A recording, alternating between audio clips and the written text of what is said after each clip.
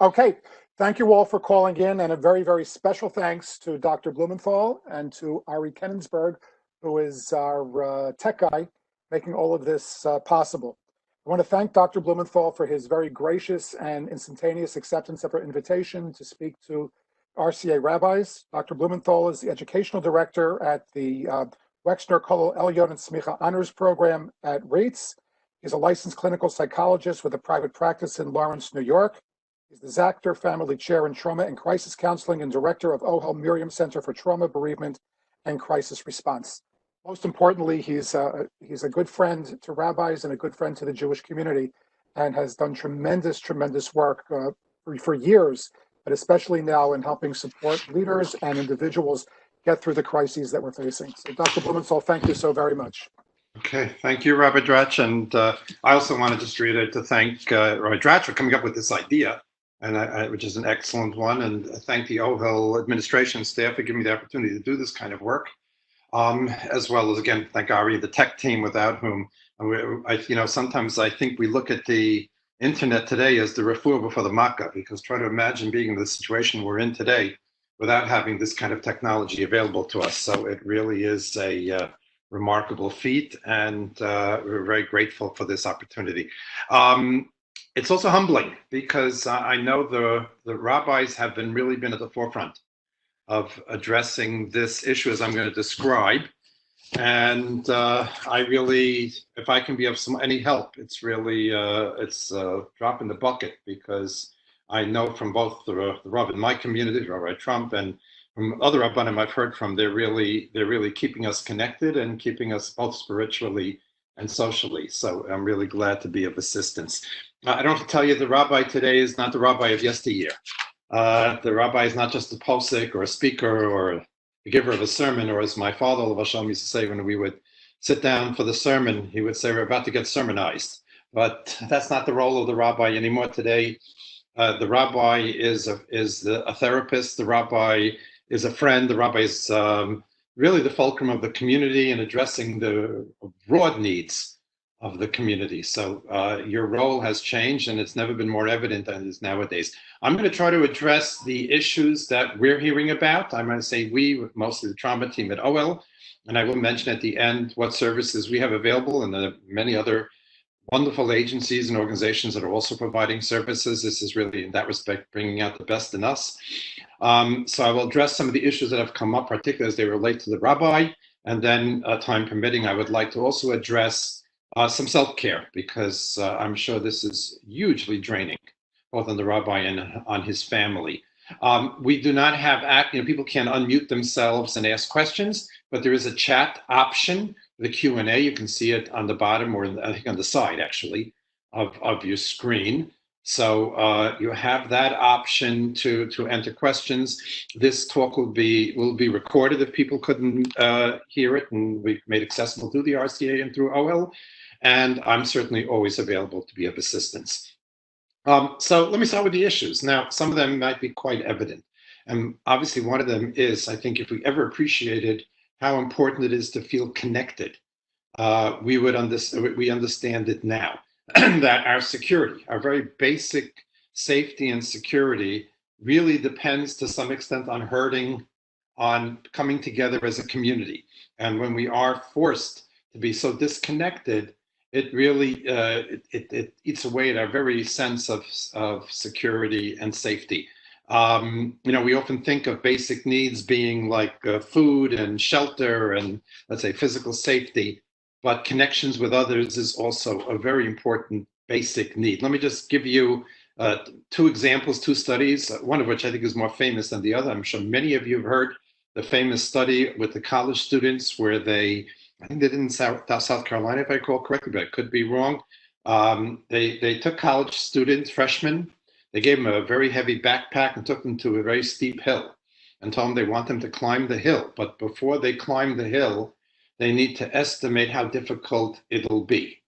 The only difference was one group climbed the hill alone and the other one climbed it with a friend. And pretty consistently, the ones who climbed it with a friend estimated the climb to be much less steep and less difficult than when they were climbing it alone. And therefore, our forced isolation today is making the already challenging situation all the more challenging. The other famous study, which may be less well known than this one, is a study they once did in which they had a research assistant cross a bridge, and the subject of the study cross a bridge and meet in the middle. And the subject had to assess how attractive the research assistant was. The only difference was that in one of the situations, the bridge was steady, and in the other one, the bridge was shaky and rocky and insecure. And again, pretty consistently, people who were on the shaky bridge assessed the person they were meeting midway as more appealing and attractive than when the bridge was steady. Because again, when we feel in danger, we're looking towards others and we seek out others and therefore see them as more essential, and our isolation is making us feel all the more insecure. And in this respect, and I'm maybe covering this a little quickly, but I think it's been emphasized quite a bit, your capacity and what you're doing. And I know that for a fact, of helping people feel connected with each other, helping people as much as they can feel connected to the shul, whether it's the davening together, even though we can't daven as a minyan, the just reaching out and talking and connecting and setting up Zoom groups is important, not only in terms of preserving the sense of connection, but even in terms of managing the level of anxiety that everybody's experiencing. Once I've mentioned anxiety, let me talk a little bit about that as well, because I think it's a little tricky in terms of understanding the role, if you will, of anxiety. It would be very nice to say that we should just do away with all anxiety and we should all be just cool as a cucumber and relaxed. That's not realistic in terms of what's happening now. Anxiety serves a function. Anxiety is sort of a mobilization, it's an alarm. And being anxious in a way ensures our safety. So if we are in a threatening situation, the fact that we experience anxiety, and anxiety is to some extent a biological response, ensures our safety. So we're taking precautions, we're engaging in social distancing, we're engaging in hygienic practices. Those who have to go out are taking the necessary precautions because they're anxious. But you can have too much or too little anxiety. And the goal for us going through this situation is to have an anxiety that's commensurate with the threat that exists, not too much and not too little. When there's too little, then we're dismissive. Unfortunately, we've seen that to some extent, both in our community and the country, where people are not taking it seriously enough. And that's a subset of the population that perhaps need more anxiety, or where we have to increase the sense of danger. And then the other extreme, we have people who are so anxious that it paralyzes them and it beclouds their judgment. And therefore, our goal as the helpers is to help them reach that sort of happy medium. I'll mention just parenthetically a text I got this morning from a prominent pulmonologist in my neighborhood, who suggested to me that he said the levels of anxiety he's seeing with people who are afflicted with the COVID-19 is so high that he thinks maybe the virus itself is directly impinging on the central nervous system and is actually causing the central nervous system to secrete hormones or to respond with heightened levels of anxiety, which is an intriguing thought. And I've also seen that as well with people that I've been in touch with who have the illness, whose frantic responses and fear from otherwise composed people is quite extreme. Again, we could explain it because of the actual danger that exists and the prevalence of the illness, but it might actually be biological as well.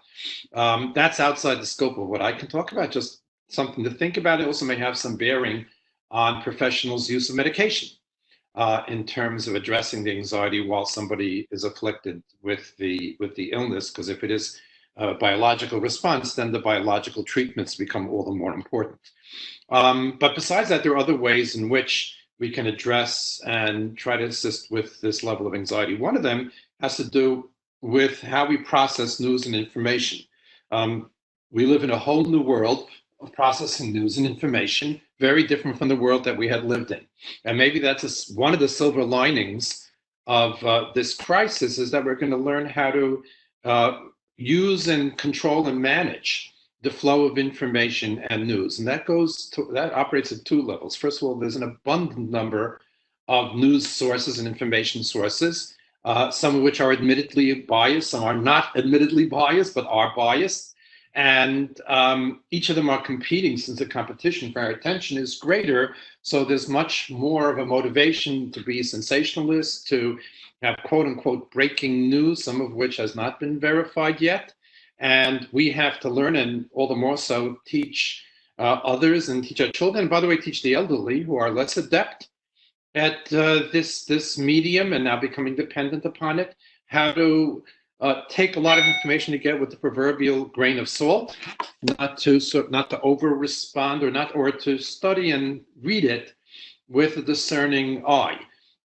That's one level. In fact, I recall now, and this might be a recollection some of you can relate to my years in YU, when I had a very special schus of spending 3 years in the shir of Rav Aaron Kreiser, who many of you may know of, who was really one of the great people in that transitional generation from the Holocaust to America. And he, brilliant man beyond description. And he would come in the morning with the New York Times folded up under his armpit. And every once in a while he'd pull it out and show us an article and show us how to read the article and show us how and he would pick it apart, much as he would pick apart a piece of Gemara. And that was just with the written media. All the more so we have to know to do that with the media that's being transmitted through the internet. The other problem is the abundance of information, the abundance of sites and news headlines, even if accurate. Just the sheer volume can engender anxiety. So one of the challenges of this crisis is that we should all learn how to take advantage of it. And we're very blessed to have such access to information and so rapidly, but how to manage it in such a way that we're controlling it and it's not controlling us. And therefore, but too much and sensational types of headlines will sort of engender high levels of anxiety. The other very big issue, and I have to say this is one of the probably most common calls that we're getting at Ohel, is the pre-existing conditions and situations. And I'm going to differentiate between the two. First of all, there are people who have come into this situation with pre-existing tendencies or actual conditions. Someone who has a predisposition to anxiety, or somebody who may have had an anxiety disorder is going to have a heightened response to a situation like this, which engenders universal anxiety. Somebody who has an obsessive compulsive disorder may over-respond to some of the precautionary hygienic measures that are taking place. A kid with any of what we call dysregulatory disorders, attention deficit disorder or conduct disorder, is going to have a very hard time being cooped up in the house.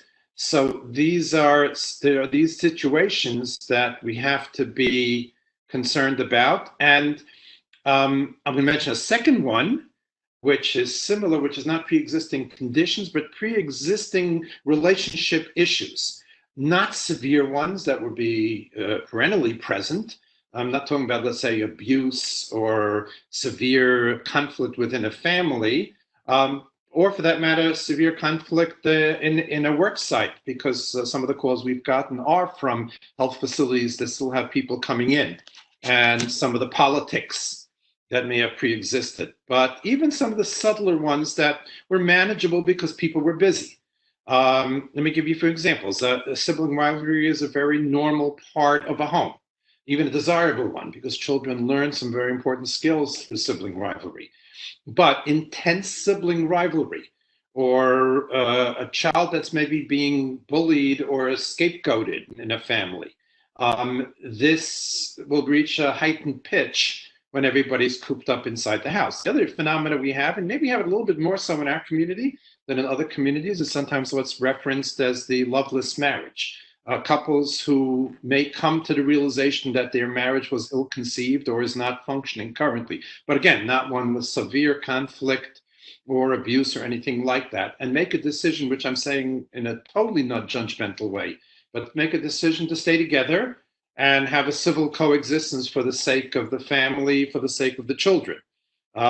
Which, again, whether it's the right decision or not is way beyond the scope of what we're talking about now, but one could make an argument for that. And one of the ways in which they manage is by keeping busy. They both have very consuming jobs or undertakings, and might even be chesed projects, and It keeps them busy and they don't have to cross paths too much. Now that they're cooped up in the home and they're together, some of those areas of conflict can come out. Now, in terms of both these issues, I want to share with you our approach when we have that luxury, which is the message we're giving to families is right now we're not solving problems. We're in a crisis situation. We're going to manage problems. Most of these things that I've mentioned as problems, most of these issues are fixable. We have the wherewithal to do it, but now's not the time. We're shipwrecked, and we're just really focusing on coping and survival.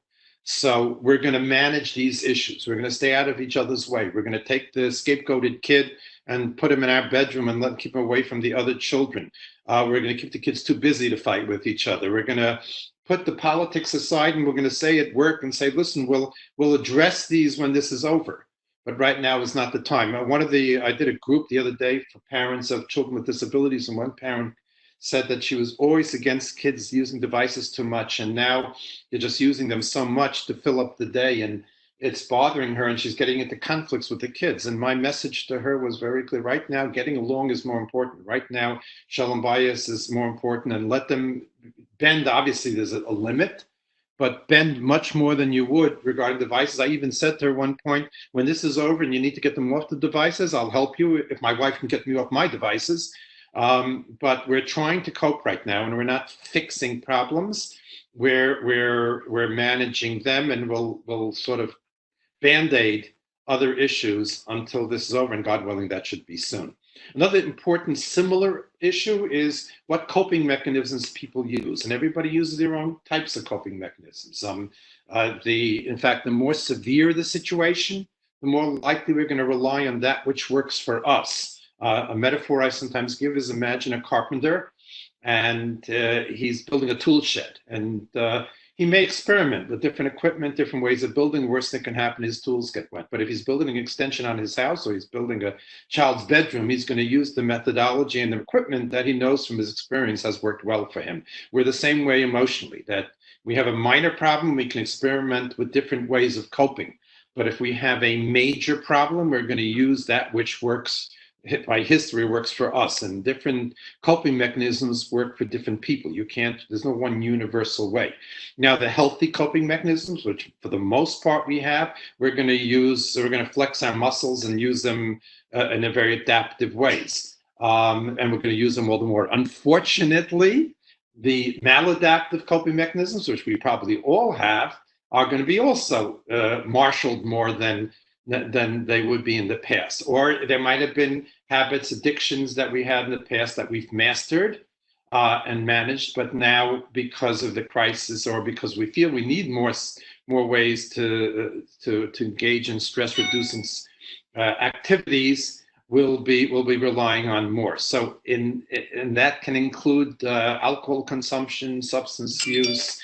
It could it could be overeating, could be temper outbursts, whatever it might be. We have to be very careful. For that matter, one of the areas that we're getting calls about are different types of sexual addictions, such as going on pornography sites and the like. And again, many of you, I'm sure, are aware that many of these kind of sexually addictive behaviors are not for the sexual pleasure as much as that they're tranquilizers. And therefore, we have to be careful ourselves, and we have to alert the people we're responsible for, especially if we know somebody that may have had a history, to be extra doubly careful that we rely on the adaptive types of coping and not the maladaptive ones. Another very big issue, by the way, I should mention one more thing, by the way, it's just an interesting aside, two interesting asides, and then we'll get to the next topic. For some people, believe it or not, this has been a positive development.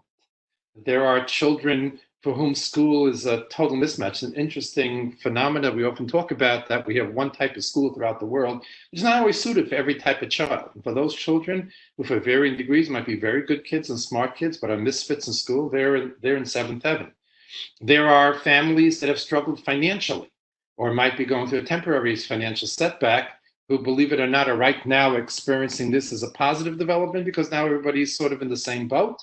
And there are families who, by the way, have external stresses. They might have some legal difficulties. They might have some upcoming undertakings that are not so pleasant, or might even have facing some medical issues that can wait, but was coming up close to maybe an unpleasant medical intervention. They're actually deriving from some pleasure from this development.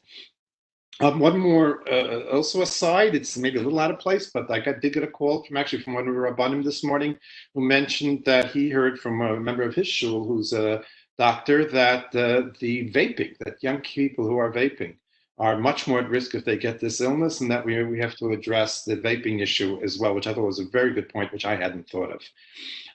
Next point I want to bring up are those people who are facing milestones, and I'm sure you have had your hands full with that. The young boys who are having bar mitzvah, my grandson was supposed to have his bar mitzvah this Shabbos. People who are supposed to get married, 8th graders or 12th graders who were supposed to graduate, someone who had been close to achieving, let's say, even an academic or a career milestone that's now put on hold. These are all people who are hurting by the way the world has stopped. And there has been a tendency to sort of try to minimize it, to make them feel better.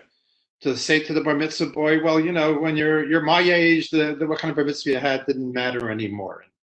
And you'll always remember your parsha even though you didn't learn it, which you can try. I think a far more effective approach is really to be sympathetic and to really say to them that you understand how difficult this is and how trying this is, and you're very saddened by it as well. Because people want to, especially today, want to be validated. We don't live in a day and age where we try to sort of put smoke screens or have rose-colored glasses. In today's day and age of the internet and access to information, people are much more comforted by knowledge and validation, by any attempt, rather than by any attempt to sort of minimize the enormity of what they're missing out on. For these people, especially the young people who are missing out on milestones that they've looked forward to for years and years, it is very sad, and I don't think there's a point in denying it. Another very big issue that engenders anxiety that needs to be addressed, and much of which might actually fall into the rubric of the role of the rabbi, is the issue of ambiguity. There's a lot we don't understand about this illness, and there's some confusing results, and certainly the ambiguity about how and when this will end, which remains uncertain. A lot of the tragedies that we've had to deal with at Ohel, the Ohel trauma team, were events that occurred, were devastating, and I no means want to minimize them, but are over, and now we're picking up the pieces. So when we were working, we did a lot of work with Hurricane Sandy, and it happened, and then we had to sort of rebuild. We were in Malibu after the fires, we were in Houston after the floods, in Pittsburgh after the shooting. Again, catastrophic events. Maybe there was some concerns about a recurrence, but right now it was a matter of trying to recoup and recover and make sure that there'll be no harm in the future. We don't know how long this is going to last, and we don't know how this is going to ultimately play out. And this is a huge source for anxiety. We are ein simcha kasar taras asfekas, where we're always comforted by knowing, by certainty. And this is an issue that we need to address with our community and families as well. And I think there are two ways to address it, not mutually exclusive, but one is a little more, maybe complicated. It might be more for older people. But the one way is to say, look, historically, any crisis of this sort, whether it was a plague, whether it was a war or whatever, it had a beginning and middle and an end. Obviously, there's casualties along the way, and there's terrible experiences from which people will suffer subsequently. But I think we can safely assume that at some point, we may not even know how, this will play out, and we'll be able to resume more normal lives again. And I think people may need to hear that, especially younger people who don't necessarily have that perspective. In fact, this is one of the issues we've been trying to deal with is, and I'm sure you're aware of this, is the enormous stress this is causing the elderly population, many of whom are alone, secluded, reliant on children, and can't access them, or for that matter, are supposed to be reliant on technology and don't have the facility with technology. But they have the life experience, and we have encouraged them to the extent that they're communicating with the family that they have a role too here. And someone who has lived through life, as many of the elderly have that perspective, it can be of tremendous assistance to us. The alternative approach to the issue of this ambiguity is to surrender to it, that we just don't know, to throw up our hands in disbelief. I will tell you personally, for me, this has been an incredibly humbling experience, and I really do feel my minutia, my smallness in terms of Hashem's governing the world. And this is a very natural position for a rabbi. I mean, I think it is a bit sophisticated. I don't think you can do that with young children. You may not be able to do it even with some adults who may have a more two-dimensional or simpler view of life. But for those who can, this is a wonderful opportunity for us to sort of realize that we how we are not in control. That Yismach Lev Vakesh Hashem, where Hashem is in charge, or the famous line from the Kotzker Rebbe that I could never believe in a God I could understand, and it shows and it's a very hard message nowadays because we're so used to solving every problem with all the scientific advances we've made and all the advances we've made in technology. It's very hard for us just to accept that there is something out there that is so much more powerful than we are. And this may be, again, one of the silver lining or one of the opportunities where we can learn and grow from this experience. And again, one which you as Rabbanim have a very big role to play. Another type of coping that we're recommending, which touches upon a very both interesting and sort of encouraging body of literature in psychology, which is the importance of gratitude. I mean, there's a ton of literature on how people who not just feel gratitude, but openly express gratitude, keep gratitude journals. They cope with stress and anxiety much better than other people. They sleep better, they're healthier, they're more productive at work. There are even studies to show that there's more dopamine and serotonin secreted in the central nervous system when people express gratitude. So it's a natural antidepressant, natural tranquilizer. And that becomes all the more important now as we're so deprived, as we're forced to stay home, as we're deprived of community, we're deprived of family contact, as we face a Pesach, where we're, instead of being surrounded with family, we're going to be more alone and it's going to be more limited.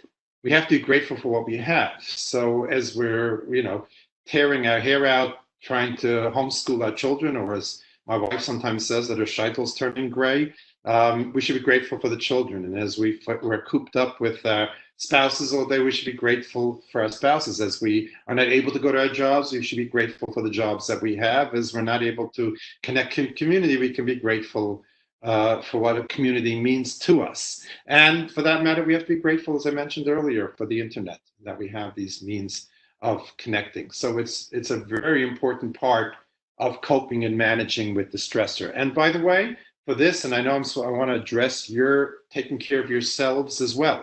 And maybe this is a good point, that it's very important for you, for the health providers, for the Hatzalah drivers, for everybody who is really, in a way, either putting out tremendous effort and maybe even jeopardizing their own health to some extent, to the Chaver Kadisha, though I know that what they can do is limited, that to pat yourselves on the back and to be grateful for yourselves and give yourself the credit. And that's not gaiva, it's not arrogance. We're demoralized, we're scared, and any way we can sort of boost ourselves up and make ourselves feel better, I think it's important. So this is an important part of coping, not only for those who you're taking care of, but for yourselves as well.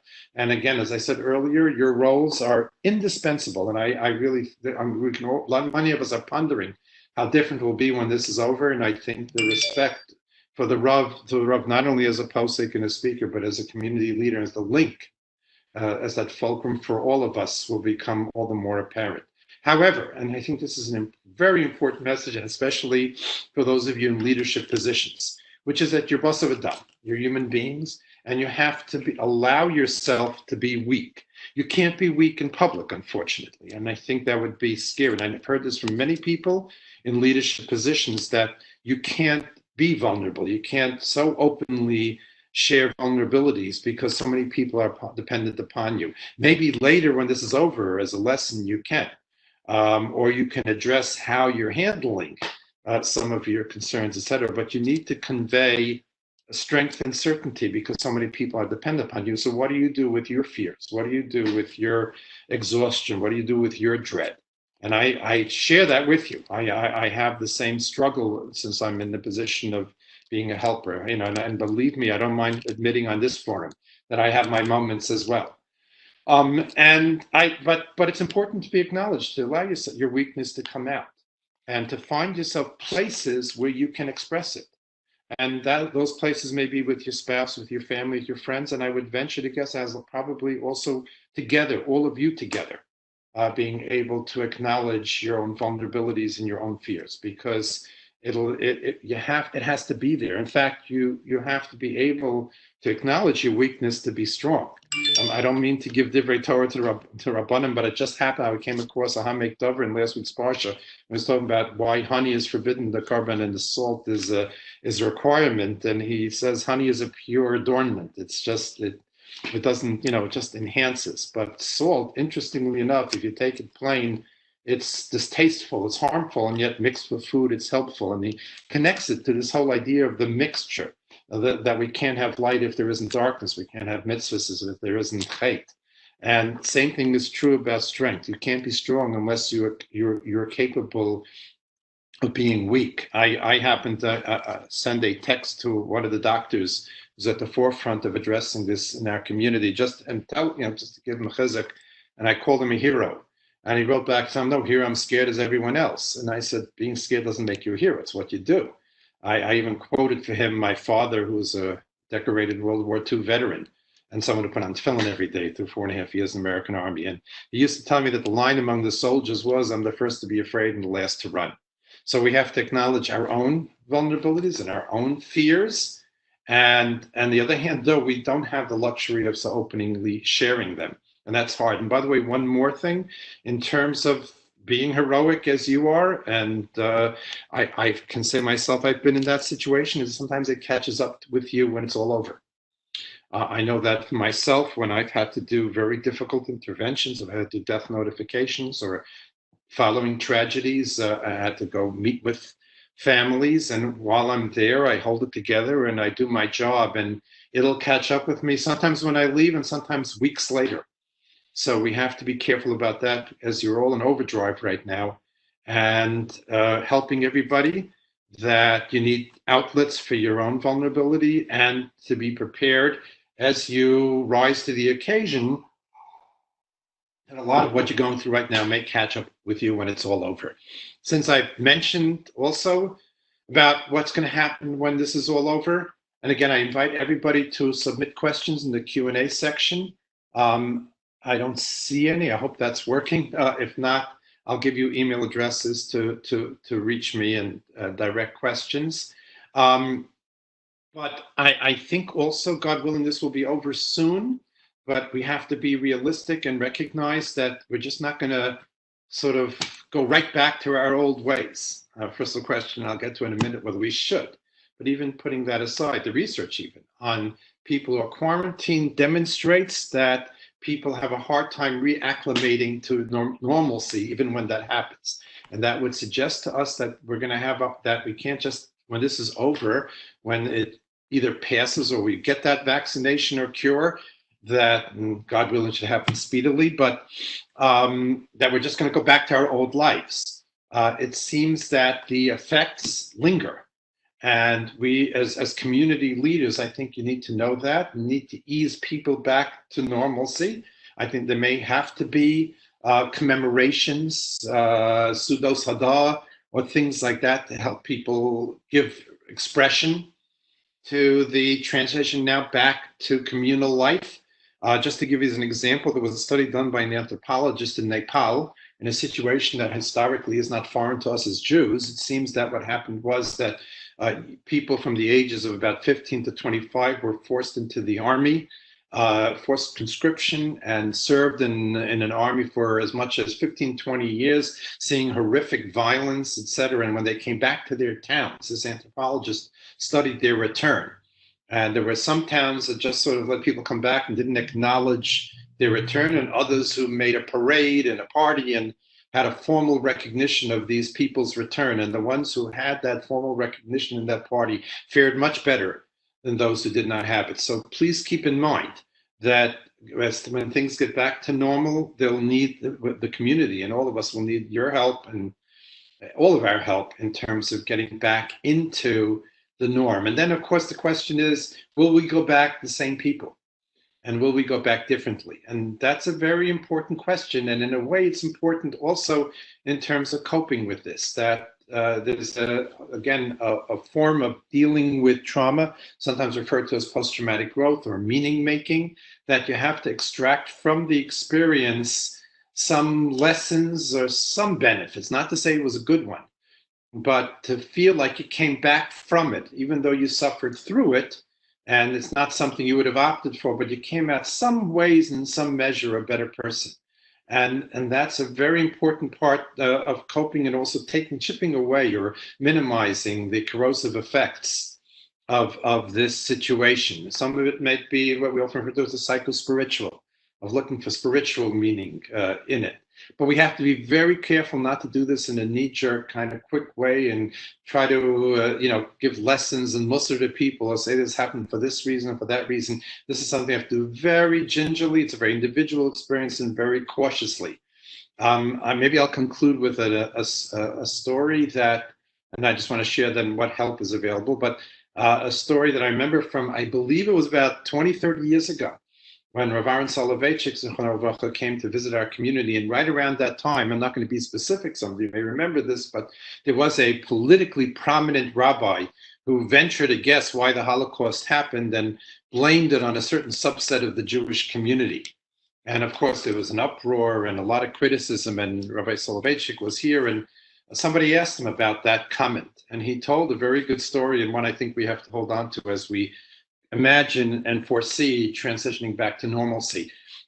He told them when he first came to Chicago and was trying to raise money for the yeshiva that he was trying to build up and develop, someone told him to visit a very, very wealthy benefactor who lived in a palatial home and had a priceless art collection. And he was told ahead of time that he's going to get a tour of the art of his art collection. He has to ooh and ah about the art because it's so important to this man. And here's this Rav from Litta, probably didn't know much about art, but he came to the guy's house and he's showing him this masterpiece and that masterpiece, and he's complimenting it, expressing marvel over it. And then he had one that was his pièce de résistance, his the most remarkable masterpiece that was so important that it had its own room.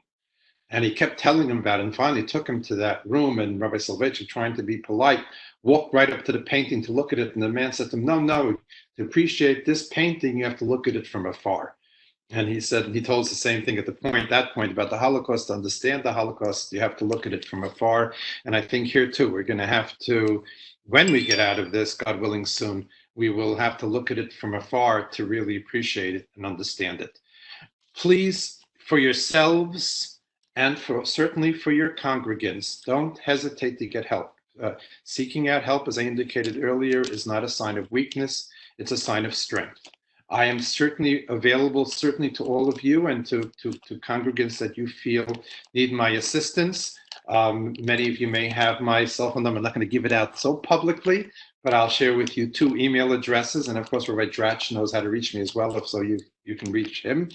The Ohel has a designated email address for this type of assistance, which is called Coping with COVID-19 at ohelfamily.org. That's Coping with COVID-19 at ohelfamily.org. My personal email address at Ohel is Norman_Blumenthal at ohelfamily.org, and my general email address is drnblumenthal@gmail.com. Ohel has a virtual office that we just started. It's available from 10 to 12 Monday through Thursday and 8 to 10 p.m. in the evening, which what happens is that people go on into this office, they're put in a waiting room, totally confidential, and they're assigned a crisis worker. Ari, if you're listening, if you can post that. If not, let me see if he's able to put it up or share it on the screen. If not, then go on the Ohel website and you'll see how to access that. Ohel is not the only organization that is offering these forms of assistance. Many local clinics, Jewish Family Services, other agencies are providing online assistance, as well as therapists themselves. So please avail yourself of that type of assistance. I want to say personally, again, I am enormously indebted to you for all the help and the guidance and direction that you're giving us. And I want to make myself as available as possible to be of assistance to any and all of you through the various ways in which I mentioned that you can get in touch with me.